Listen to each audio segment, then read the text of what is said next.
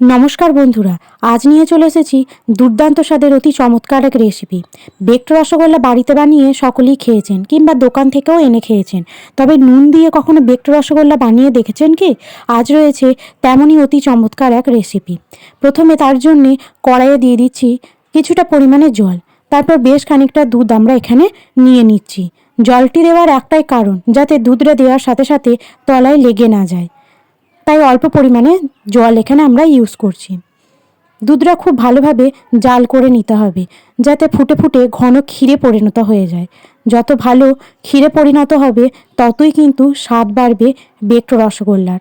তারপরে আমরা এখানে ইউজ করছি বেশ খানিকটা পাউডার মিল্ক, যাতে এর স্বাদ আরও বেশি বেড়ে যায়। আপনারা যদি চান তো কনডেন্স মিল্কও ইউজ করতে পারেন। আমরা এখানে কফি ফ্লেভারের বেকড রসগোল্লা তৈরি করব, তাই কিছুটা পরিমাণে কফি পাউডার আমরা এখানে মিশিয়ে নিচ্ছি।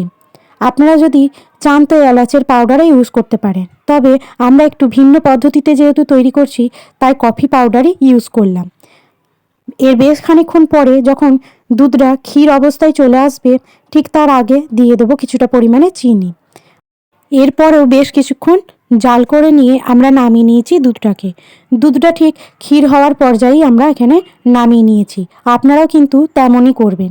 প্রত্যেকটি স্টেপ যদি মেনে চলেন, দেখবেন আপনাদের তৈরি রসগোল্লা হয়ে উঠবে অসাধারণ। তাই দোকানে গিয়ে কেনার কোনো প্রয়োজন পড়বে না, বাড়িতেই বানিয়ে ফেলতে পারবেন। এরপর একটি কড়াইয়ের মধ্যে দিয়ে দিয়েছি বেশ খানিকটা নুন। কড়াইটা এরপর ভালোভাবে ঢাকনা দিয়ে চাপা দিয়ে গ্যাসের আঁচ বাড়িয়ে দিয়ে বেশ খানিকক্ষণ রেখে দেব। অন্যদিকে রসগোল্লা থেকে রসগুলো চিপে চিপে একটি পাত্রে সাজিয়ে নেব।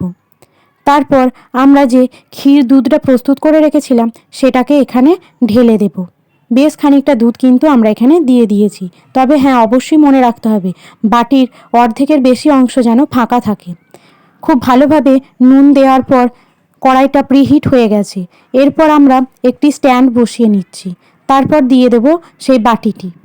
ঢাকনা দিয়ে বেশ খানিকক্ষণ হালকা আঁচে রেখে দেব, যাতে খুব ভালোভাবে বেকড হয়ে যায়। মাইক্রোওভেন ছাড়াই এইভাবে বাড়িতে আপনারা গ্যাসের আঁচই করে দেখুন, দারুণ সুন্দর বেকড রসগোল্লা। দেখুন কত সুন্দর ফুলে ফেপে উঠেছে এবং কত ভালোভাবে বেকড হচ্ছে। বেশ খানিকক্ষণ এরকম রেখে দেওয়ার পরে দেখবেন গাগুলো বেশ ভালো কড়া দাগ চলে এসেছে এবং ওপরটা খুব ভালো ব্রাউন কালার এসে গেছে। তাহলেই বুঝতে পারবেন আপনাদের বেকড রসগোল্লা প্রস্তুত।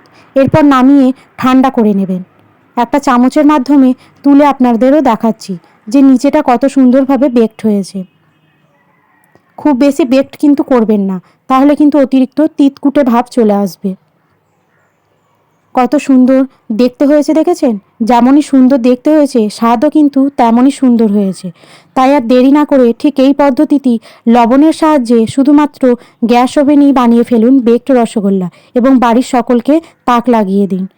এই রকম বহু নতুন রেসিপি রয়েছে আমাদের চ্যানেলে, আপনারা যদি চান তো আমাদের চ্যানেলটি ভিজিট করে দেখতে পারেন এবং নিত্য নতুন রেসিপি শিখে বাড়িতেই বানিয়ে ফেলুন এমন চমকপ্রদ রান্না।